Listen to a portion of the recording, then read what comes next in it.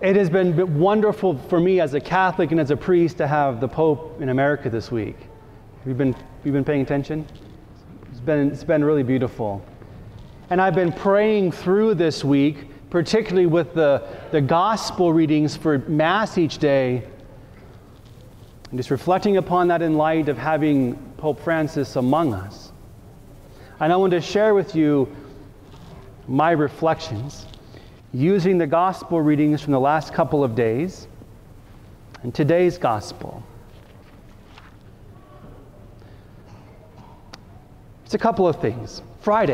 On Friday, the gospel reading for Mass is a gospel that we had a couple of Sundays ago on Sunday. It said that Jesus asked his disciples, "Who do the crowds say that I am?" Remember that gospel a couple of Sundays ago? Who do the crowds say that I am? I'm just going to give you a quick summary of what I said that day. Jesus wants to know what the popular opinion is. In other words, he's doing the first Gallup poll, right? Who do the people say that I am? And the answer is fascinating. They say, well, some say John the Baptist, others Elijah, others one of the ancient prophets has arisen. In other words, the Gallup poll answer, the common populace answer, is wrong. It's the wrong answer. Now there's bits of truth in it. In a sense, they're hinting in the right direction, but it's wrong. And then it says Jesus turned to the 12. And the 12 is an important symbolic number in the Bible. It represents the 12 tribes of Israel, and Jesus chose 12 apostles for a specific reason. The 12 are going to be the church. The 12 is a symbol of the church. It is the church that received the Spirit at Pentecost, and out of the church, then we all receive the Spirit. The church is the magisterium, the teaching body. It holds the truth. It's the guarantor. The deposit of faith is given to the church. And so, who do you say, talking to the church, who do you say that I am? And Peter steps forward as the first pope, the representative of the church, and he says, you are the Christ. Ding dong, 100% correct. The church had the correct answer. We look to the church to find the truth. Then, yesterday's gospel reading. I was in Oriana with the beautiful people in Oriana, and the gospel reading yesterday, continuing, Jesus now, he's done that, now he's moving and he's working miracles, and it says this, listen to this, Luke's gospel. While they were all amazed at his every deed, Jesus said to his disciples, pay attention to what I'm telling you. Let's read that again. While they were all amazed at his every deed, Jesus said to his disciples, pay attention to what I'm telling you. This made me think of Pope Francis, because we are amazed at his every deed. I mean, as I've been watching footage, every time Pope Francis does anything, it's like, wow, did you see that? He kissed a baby. Woohoo! And everybody goes crazy. I'm not making fun of the Pope on this, but it's what we're doing. He rode in a car. Did you see that? And we're just amazed. We're flabbergasted. He ate lunch. Can you believe it? Now, I'm sounding kind of silly, but we're amazed at his deeds. Every time the Pope sneezes, we're like, wow, that's a holy sneeze. I'm joking. But you get my point, right? We're amazed at every deed of the Pope. And that's fine. But this gospel from yesterday struck me. They were all amazed at his every deed. Jesus said to his disciples, pay attention to what I'm telling you. Although we're amazed at all these deeds of Pope Francis, we need to pay attention to what the church is saying to us. To not get completely sidetracked by these deeds, pay attention to what he is telling us. The church is telling us something. Ultimately, when we look at the Pope, we've got to take our eyes up from him to the church. What is the church and the teaching of the church telling us? So when the Pope stops their caravan of cars and goes out and embraces and prays with a child with cerebral palsy, why does he do that? He does that because the church teaches us that every human being has an inherent dignity and beauty as a child of God, no matter what value society sees that they have. That's why he's doing it. Because the church is wanting us to know something. What is he saying? Why does the Pope stop and have lunch at a soup kitchen? What is he saying? which leads us into the gospel for today. The Pope is trying to reach many people, isn't he? He's trying to welcome people and get them into the church. And as people come into the church, sort of like the gospel reading today, hey teacher, we saw someone driving out demons in your name. We tried to prevent him. He's not with us. Don't prevent him, Jesus says. Let's cast wide the nets.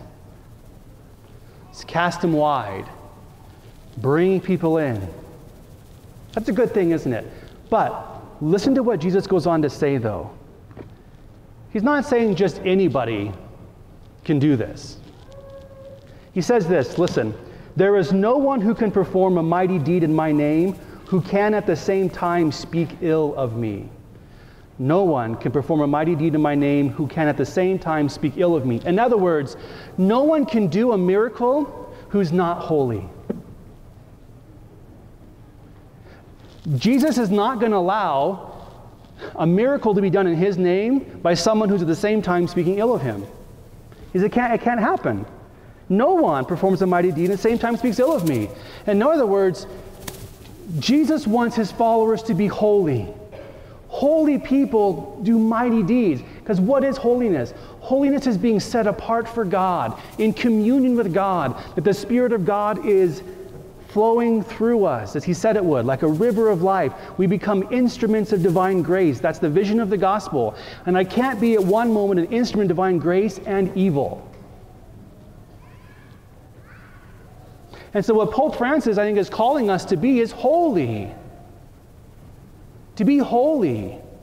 To be in connection with God. Let's begin there. Let's turn our lives and orient them to God. We can spend all this time talking about program things, whatever. I'm not against that. But holiness really is the answer. Jesus goes on. He says this. No one can do a marvelous deed and at the same time speak ill of me. And then he goes on to a long teaching on sin. Did you hear it today? Whoever causes one of these little ones who believe in me to sin, it would be better to have a millstone tied around his neck and tossed into the sea. Imagine if Pope Francis said that at the UN. Probably not. If your hand causes you to sin, cut it off. Jesus is going to get very serious here about who will be his followers. Cast the net wide. Cast it wide. But be holy. My followers are those who are called to profound holiness. Because great miracles can be worked through people who are holy, because they're connected with God. Maybe that's why I don't have a lot of miracles happening in my life. I'm not very holy. If I turn my life to God more and more and more, and become an instrument of God. So why does Pope Francis care about children with cerebral palsy? Because that's what holy people care about. Why does Pope Francis stop and eat in a soup kitchen? Because that's what holy people do. Why does he care about our environment? Because holy people should care about our planet. And on and on and on. It's what holy people who are connected to the Creator, connected to God, should do. And so what about for you and for me today with this gospel? Be holy. The call is to be holy. There's no magical fairy dust that the Pope can sprinkle on our country to fix it. It's holiness. And so right now, look into your life, and I'll look into mine. What is it that's keeping me from going to that next level of profound holiness? What is keeping me from being profoundly holy? You already know what it is, and so do I. So, if your hand caused you to sin, cut it off. Maybe not to literally cut your hand off, but what is that sinfulness, that tendency that's keeping me from being holy? I need to cut that out of my life. I need to pluck it out. Whatever my rationalization has been that's kept me in this sin for decades, cut it out. the excuses that I continually make for not being holy and not living the gospel, pluck it out and throw it away. Chop it out. My excuses, my tendencies to not do it, all the excuses that I make for myself, and I do it. The gospel today is attack that with vengeance. Why? To be holy. Because holy people do mighty deeds in the name of Christ. So brothers and sisters, be holy.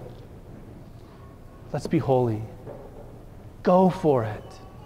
That's the answer. What is the church calling us to do? Be holy as the Lord your God is holy. And anyone who gives a cup of water to drink because you belong to Christ, amen, I say to you, will surely not lose his reward. Because that's what holy people do.